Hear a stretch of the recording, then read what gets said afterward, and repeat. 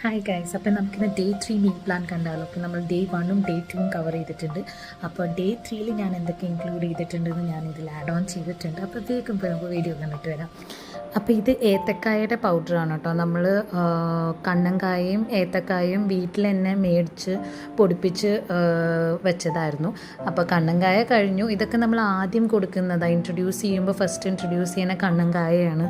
നമ്മുടെ വയറ്റിലുള്ള കറയൊക്കെ പോകാനാണ് കണ്ണങ്കായ കൊടുക്കണം എന്ന് പറയുന്നത്. അത് കഴിഞ്ഞ് നമ്മൾ ഏത്തക്കായാണ് ഇൻട്രൊഡ്യൂസ് ചെയ്യുന്നത്. അപ്പോൾ ഏത്തക്കായ കുട്ടികൾക്ക് നല്ലതാണ്, ഹെൽത്തിനാണെങ്കിലും. ഈ ഒരു ടൈമിൽ ഞങ്ങൾ ഇങ്ങനെ എന്തെങ്കിലുമൊക്കെ സംസാരിച്ച് അവൾ എന്താ കഴിക്കണേന്നൊക്കെ ഞാൻ പറഞ്ഞൊക്കെ കൊടുത്തിട്ടാണ് അവൾക്ക് കൊടുക്കുന്നത്. പിന്നെ അത് കഴിഞ്ഞ് കഴിഞ്ഞാൽ അവൾ മൊത്തം മെസ്സിയാക്കിയിട്ടുണ്ടാവും. അപ്പോൾ എനിക്ക് തോന്നുന്നു ഇതാണ് ഏറ്റവും നല്ലൊരു വേ ഓഫ് ഈറ്റിംഗ് എന്ന് പറഞ്ഞാൽ അവർ എക്സ്പ്ലോർ ചെയ്ത് കഴിക്കുന്നതാണ് അവർക്കും നല്ലത്. അവർക്ക് ആ ടെക്സ്ചറൊക്കെ അറിഞ്ഞ് കഴിക്കുന്നത്. അപ്പോൾ അങ്ങനെയാണ് അവൾ കഴിച്ചു കഴിഞ്ഞാൽ ഇതാണ് അവസ്ഥ. പിന്നെ ഉച്ചയായപ്പോഴത്തേക്കും നമ്മൾ കഴിച്ചതിന് തന്നെ അവൾക്ക് ഞാൻ സ്മാഷ് ചെയ്ത് കൊടുക്കുക ചെയ്തത്.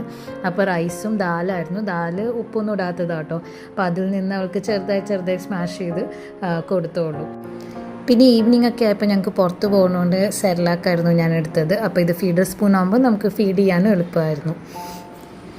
അപ്പോൾ അങ്ങനെ നമ്മുടെ ഡേ 3 മീൽ പ്ലാനിങ് കഴിഞ്ഞു. അപ്പോൾ ഇന്ന് നൈറ്റ് ആയപ്പോഴത്തേക്ക് ഞങ്ങൾ പുറത്ത് പോകാമെന്ന് വെച്ചു ഡിന്നർ കഴിക്കാൻ വേണ്ടി. അപ്പോൾ ഈവനിങ് ആയപ്പോൾ ഞാൻ ഉണ്ടാക്കിയതാണ് കാണിച്ചത്.